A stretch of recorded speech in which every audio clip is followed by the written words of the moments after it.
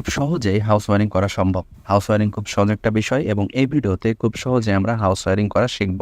এই ভিডিওতে আমরা একটা পুরো বাসার ওয়ারিং করব, যে বাসায় 3টা বেডরুম, একটা ডাইনিং রুম, একটা কিচেন রুম, একটা এসি এবং একটি ওয়াটার পাম্প থাকবে। কোথায় কোন সাইজের তার ব্যবহার করতে হবে, কোথায় কত অ্যাম্পিয়ারের সার্কিট ব্রেকার ব্যবহার করতে হবে, এক কথায় একদম এনার্জি মিটার থেকে শুরু করে পুরো ওয়ারিংটা আমরা এই ভিডিওতে দেখব।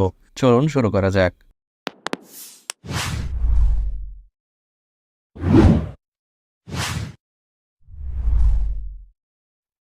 সিঙ্গেল ফেজ এনার্জি মিটারের 4টা কানেকশন পয়েন্ট থাকে। বাম পাশ থেকে শুরু করলে 1, 2, 3, 4। 1 নম্বর কানেকশন পয়েন্টে যুক্ত করতে হবে পোল থেকে আসা কালো কালারের ইনসুলেশন যুক্ত কেবল অর্থাৎ ফেজ কেবল, এবং 2 নম্বরে নেকেড ওয়্যার বা নিউট্রাল তারটা যুক্ত হবে। 3 এবং 4 নম্বর থেকে যথাক্রমে নিউট্রাল এবং ফেজ তারটা সরাসরি নিয়ে যেতে হবে আমাদের মেন সার্কিট ব্রেকারে। মেন সার্কিট ব্রেকার হিসেবে আমরা 40 অ্যাম্পিয়ারের ডাবল পোল সার্কিট ব্রেকার ব্যবহার করব এবং এনার্জি মিটার থেকে মেন সার্কিট ব্রেকার পর্যন্ত তারটা দেব 6 RMS এর। এবং মেন সার্কিট ব্রেকারের পরে অতিরিক্ত প্রোটেকশনের জন্য আমরা আরও একটি সার্কিট ব্রেকার ব্যবহার করব। এখানে আমরা 40 অ্যাম্পিয়ারের আরসিসিবি সার্কিট ব্রেকার ব্যবহার করব। আরসিসিবিটা সংযুক্ত করতে হবে ঠিক এইভাবে মেন ডিস্ট্রিবিউশন বক্সে, এবং সেখান থেকে বাকি সার্কিট ব্রেকারগুলোতে কানেকশন দিতে হবে।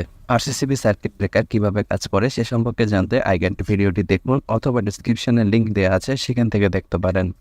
আমাদের মেন সার্কিট ব্রেকার বা এমসিবি সার্কিট ব্রেকারটা আমরা যেভাবে কানেকশন করেছি ঠিক একইভাবে আমরা আরসিসিবি সার্কিট ব্রেকারটাও কানেকশন করব। আর এটা অবশ্যই আমরা ডিবি বক্সের মধ্যেই সেট করব, যেটা ছবির মাধ্যমে দেখালাম আর কি ওইভাবে।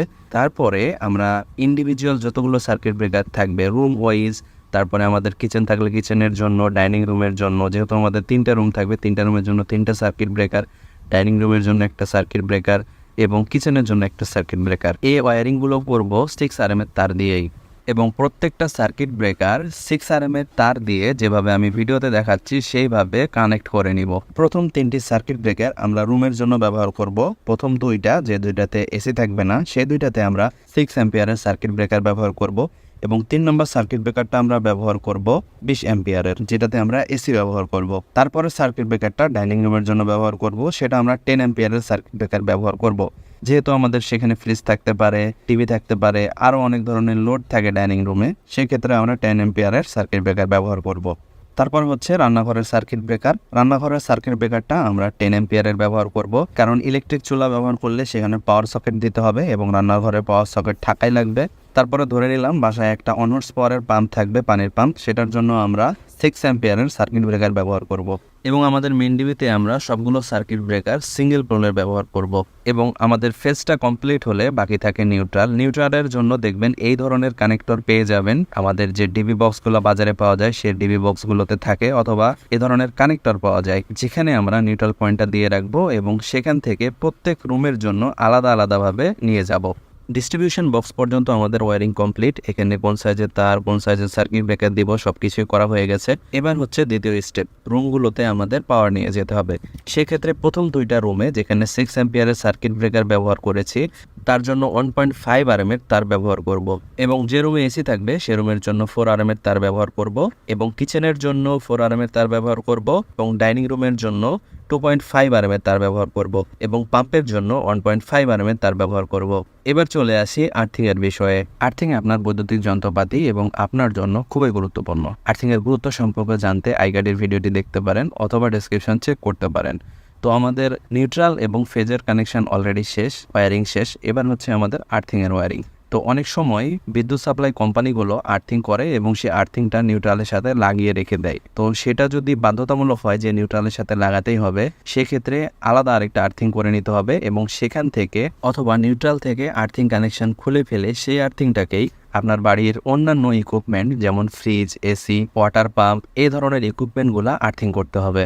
বিদ্যুৎ সাপ্লাই কোম্পানিগুলো কেন আর্থিংটা নিউট্রালের সাথে যুক্ত করে দেয় এবং গ্রামাঞ্চলে অনেক জায়গাতেই এ ধরনের ওয়ারিংগুলো করা হয়, সে সম্পর্কে জানতে আইগারের ভিডিওটি দেখতে পারেন। তো আমরা আর্থিং ওয়্যারটা ঠিক নিউট্রালের মতো করে সরাসরি সেটা নিয়ে চলে আসবো আমাদের ডিবি বক্সে, এবং ডিবি বক্সটা যদি মেটালিক হয় সেখানে আর্থিংটা কানেক্ট করে দিব, এবং নিউট্রালের যেভাবে কানেক্টর ইউজ করে প্রত্যেক রুমে রুমে নিউট্রালটা নিয়ে যাব, একইভাবে আর্থিংয়ের জন্য আমরা এখানে কানেক্টর ইউজ করব, এবং এখান থেকে প্রত্যেক রুমে রুমে এবং রুম থেকে আমাদের বৈদ্যুতিক যন্ত্রপাতিগুলোতে নিয়ে যাব। নিউট্রাল এবং আর্থিংয়ের জন্য যদি কানেক্টর না পান সেক্ষেত্রে তারগুলো জোড়া দিয়েও ব্যবহার করতে পারেন কমন করে নিয়ে, তবে জয়েন্টগুলো ভালোভাবে দিতে হবে।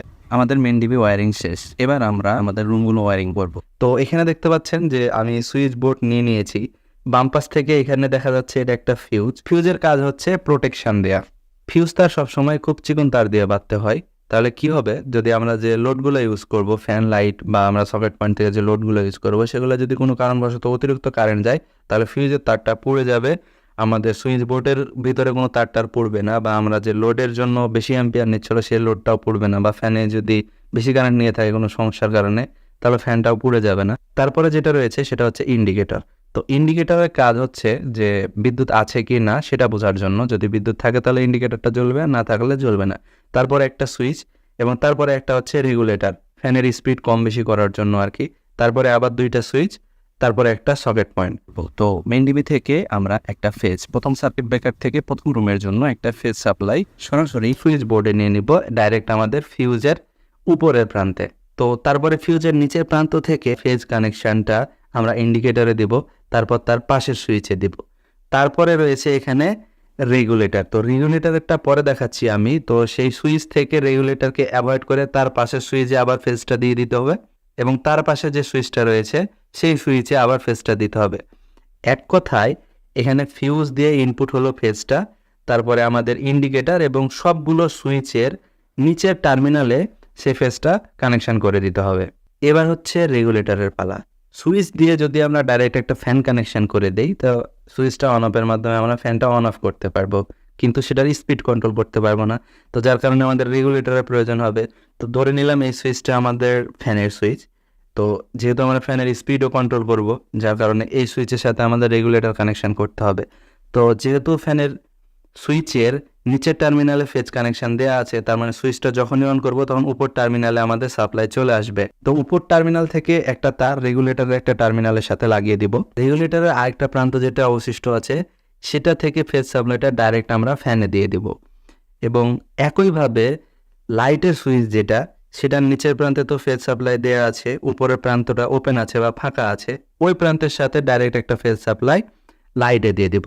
তাহলে সুইচ অন করা মাত্র সুইচের নিচের প্রান্তের ফেজ সাপ্লাই উপরের প্রান্ত যাবে এবং সেখান থেকে ডাইরেক্ট লাইটে চলে যাবে। এবার চলে আসি সকেটে। তো সকেটের এখানে একটা সুইচ রয়েছে, সকেটের সুইচ। তো সকেটের সুইচের নিচে আমাদের ফেজ সাপ্লাইটা দেওয়া আছে। তো সুইচ অন করলে উপরে ফেজ সাপ্লাই চলে যাবে। তো উপর থেকে একটা নিয়ে আমরা সকেটের নিচ পয়েন্টে লাগিয়ে দিব। তো লাইট পর্যন্ত, ফ্যান পর্যন্ত, সকেট পর্যন্ত আমাদের ফেজ সাপ্লাই দেওয়া হলো, কিন্তু নিউট্রাল ছাড়া তো কোনো লোডই চলবে না। এবার আমরা নিউট্রাল সাপ্লাইটা কিভাবে দিব সেটা দেখব। মেইন ডিবি থেকে টক কানেকশনটা ডাইরেক্ট আমরা নিয়ে যাব। আমাদের দেখা যায় যে যেখানে সুইচ বোর্ড থাকে তার ঠিক উপরেই 2 থেকে 3 ফিট উপরে আমাদের লাইট হোল্ডারগুলো থাকে, বা সেখানে লাইট লাগানোর ব্যবস্থা থাকে। তো উপরে যে হোল্ডার বক্সটা থাকবে সেখানে হয়ে যাবে আমাদের নিউট্রালের কমন পয়েন্ট, অর্থাৎ সেখানে তার জোড়া দিয়ে সেখান থেকে আমরা ফ্যানে দিব, সেখান থেকেই আমরা লাইটে দিব, এবং সেখান থেকে আবার সুইচ বোর্ডে নিয়ে আসবো। সবগুলা লোডের নিউট্রাল কানেকশনটা বা নিউট্রাল সাপ্লাইটা সেখান থেকে যাবে। তো সেখান থেকে একটা সাপ্লাই আমাদের ইন্ডিকেটরে, এবং ইন্ডিকেটর থেকে সেই সাপ্লাইটা আমাদের সকেট পয়েন্টে। যেহেতু সকেট পয়েন্টে আমাদের নিউট্রাল ছাড়া আমরা লোড চালাতে পারবো না, ফেজ নিউট্রাল দুটোই লাগবে। তো সেইটা নিউট্রাল যে কোনো এক জায়গায় জোড়া দিয়ে, বা 5টা লোড যদি থাকে রুমের ভিতর, তো 5টা লোডেই নিউট্রাল প্রয়োজন। তো রুমে তো একটাই নিউট্রাল নিয়ে আসবো। তো নিউট্রালের মাথায় 5টা তার জোড়া দিয়ে 5টা লোডে ডাইরেক্ট দিয়ে দিলেই হয়ে গেল। আমরা চেষ্টা করব সবগুলো কানেকশন কানেক্টরের মাধ্যমে দেয়া, এবং কানেক্টর যদি না থাকে সেক্ষেত্রে ভালোভাবে জয়েন্ট করার। আমি এখানে শুধুমাত্র একটা লাইট এবং একটা ফ্যান এবং একটা সকেট দিয়ে ওয়ারিংটা দেখিয়েছি। একই পদ্ধতিতে আপনি চাইলে আরও লোড বাড়াতে পারেন, সেক্ষেত্রে যে তারের সাইজ বলেছি সেটা দিয়ে চলবে। এবার আমরা আর্থিং কানেকশন করব। যেহেতু আমরা 2টা লোড ব্যবহার করেছি, লাইট এবং ফ্যান, তো লাইটে ওইভাবে আর্থিং করা লাগে না, ফ্যানে আর্থিং করা যেতে পারে, ফ্যানের মেটাল অংশে আর্থিং করা যেতে পারে। আমরা এমডিবি ওয়ারিং করার সময় ডিবি বক্স পর্যন্ত আমরা আর্থিংয়ের তারটা নিয়ে এসে রেখেছিলাম। এখন সেখান থেকে আর্থিং তারটা সরাসরি আমাদের রুমে নিয়ে আসলেই হবে। সেক্ষেত্রে নিউট্রাল যেভাবে কমন করে সবগুলা লোডে দিয়েছিলাম, একইভাবে নির্দিষ্ট একটা জায়গায় কমন করে যতগুলো লোড আমাদের থাকবে আর্থিং করার মতো সবগুলোতে আর্থিং করতে হবে। সেক্ষেত্রে পুরো বাসার জন্য আমরা আর্থিং তার ব্যবহার করব 2.5 RM এর। যেহেতু আমরা এখানে শুধুমাত্র একটা ফ্যান ব্যবহার করেছি, তো সরাসরি আর্থিং তারটা ফ্যানের সাথে যুক্ত করে দেব। আমরা এনার্জি মিটার থেকে শুরু করে main circuit breaker, main DB, এবং মেন ডিবির পরে একটা রুম পর্যন্ত ওয়্যারিং করে ফেলেছি। এবার বাকি অন্যান্য রুমগুলোতে একইভাবে ওয়্যারিং করে নিতে হবে। তবে আমরা যে রুমে এসি ব্যবহার করব সে রুমের ওয়্যারিংটা একটু দেখব। আমরা যে রুমে এসি ব্যবহার করব অবশ্যই সে রুমের জন্য 4RM এর তার নিয়ে আসব এবং রুমে নিয়ে আসার পরে একটা পয়েন্টে ফেজ এবং নিউট্রাল এভাবে যুক্ত করে সরাসরি এসি পয়েন্টে নিয়ে গিয়ে কম্বাইন্ড সকেট বোর্ডের সাথে কানেকশন করে দিব এবং ওই রুমের জন্য যে আর্থিংটা নিয়ে এসেছি সেখান থেকে একটা আর্থিং নিয়ে এসে একইভাবে কম্বাইন্ড বোর্ডে যুক্ত করে দেব যাতে আমরা এসিটা আর্থিং করতে পারি। তারপরে ইজি এসি ইনস্টলেশন করলে এসির সকেটটা জাস্ট শুধু কম্বাইন্ড সকেট বোর্ডের সাথে লাগিয়ে দিলেই চলবে। তো এই সেম পদ্ধতিতে যতগুলো রুম আছে সবগুলো রুমের ওয়্যারিং আমরা কমপ্লিট করব এবং আমাদের ডাইনিং রুমের ওয়্যারিংটা একইভাবে কমপ্লিট করব। ডাইনিং রুমে যদি ফ্রিজ ব্যবহার করতে হয় তার জন্য একটা কম্বাইন্ড সকেট বোর্ড ইনস্টল করে দেব যেমনটা এসির জন্য করলাম এবং কিচেনের জন্য সেম একইভাবে আমরা এইভাবে সুইচ বোর্ড ইনস্টল করব। কিচেনে হয়তো বা একটা অ্যাডজাস্ট ফ্যান লাইট এরকম কিছু থাকতে পারে, তার জন্য সুইচ বোর্ড ইনস্টল করব এবং একইভাবে একটা কম্বাইন্ড সকেট বোর্ড দিয়ে দেব যাতে সেখান থেকে আমরা ইলেকট্রিক চুলো চালাতে পারি। এবং বাসার টয়লেটের জন্য ওয়্যারিংটাও খুব ইজি হবে। যে রুমে টয়লেট ওয়্যারিং করতে হবে সেই রুম থেকে যেমনটা এসির জন্য পাওয়ার লাইন নিলাম সেইভাবে ফেজ এবং নিউট্রাল যুক্ত করে সরাসরি টয়লেটে নিয়ে গিয়ে সেখানে একটা সুইচ ইনস্টল করে লাইট লাগিয়ে দিলেই হবে। তাহলে এরপর বাকি থাকে আমাদের একটা ওয়াটার পাম্প। ডিবিতে ওয়াটার পাম্পের জন্য যে সার্কিট ব্রেকার রেখেছিলাম আমরা 6 অ্যাম্পিয়ারের, সেখান থেকে ফেজ এবং ডিবির নিউট্রাল পয়েন্ট থেকে একটা নিউট্রাল এবং আর্থিং পয়েন্ট থেকে আর্থিং নিয়ে আমরা সরাসরি সেটা নিয়ে চলে যাব আমাদের পাম্প পয়েন্টে এবং পাম্প পয়েন্টে আমরা একটা কম্বাইন্ড সকেট বোর্ড ইনস্টল করে দেব। তারপরে সেখানে পাম্পের শুধু প্লাগটা লাগিয়ে দিলেই চলবে। তবে সবসময় চেষ্টা করবেন মেন ডিবি থেকে প্রত্যেকটা রুমের জন্য আলাদা আলাদা সার্কিট ব্রেকার দিয়ে পাওয়ারগুলো নিয়ে আসার। কোনোভাবেই একটা সার্কিট ব্রেকারে ডাবল রুমের পাওয়ার দিবেন না। তো এই ছিল আজকের ভিডিওতে। যদি ভিডিওটি ভালো লাগে, কিছু শিখতে পারেন, অবশ্যই লাইক, শেয়ার এবং সাবস্ক্রাইব করবেন এবং যদি কোনো প্রশ্ন থাকে কমেন্টে জানাবেন, আমি সেটা নিয়ে ভিডিও বানানোর চেষ্টা করব। ধন্যবাদ।